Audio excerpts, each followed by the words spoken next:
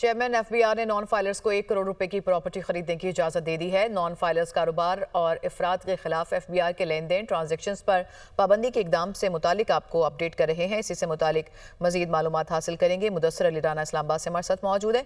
जी मुदस्सर, क्या नए फैसले हुए?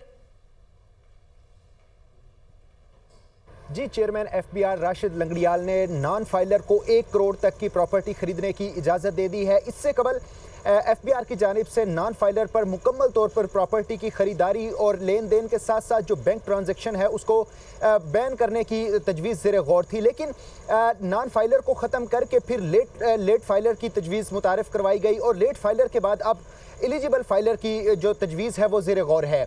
लेकिन जो तमाम तर सिनेरियो है इसमें यह था कि जो नॉन फाइलर है उनकी लेन देन, उनकी प्रॉपर्टी खरीदारी और जो 800 सीसी से बड़ी गाड़ी है वो नहीं खरीद सकेंगे। लेकिन आज चेयरमैन एफबीआर राशिद लंगड़ियाल की जानिब से ये कहा गया है और जो कौमी असम्बली की कायमा कमेटी बराए ख़जाना है उसमें ये बताया गया है कि अब नॉन फाइलर 1 करोड़ तक की जो प्रॉपर्टी है वो खरीद सकेंगे। यानी कि एफबीआर ने खुद इजाज़त दे दी है कि नॉन फाइलर 1 करोड़ तक की प्रॉपर्टी खरीद सकते हैं।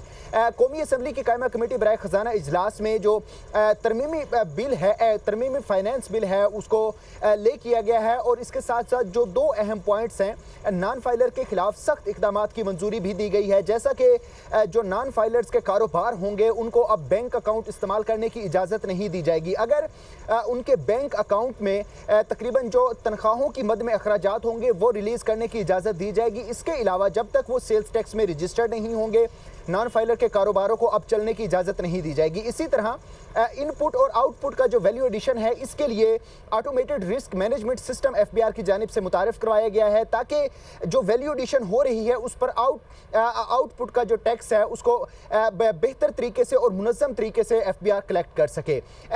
वज़ीर ममलिकत बराए ख़जाना अली परवेज़ मलिक की जानिब से आज ख़जाना कमेटी में ये इंकशाफ हुआ है कि पाकिस्तान में GDP का 10% जो कैश सर्कुलेशन में है, जो कि दुनिया में दीगर ममालिक की निस्बत सबसे ज्यादा है। मुदस्सर अली, बहुत शुक्रिया, आपने तफसील से आगाह किया।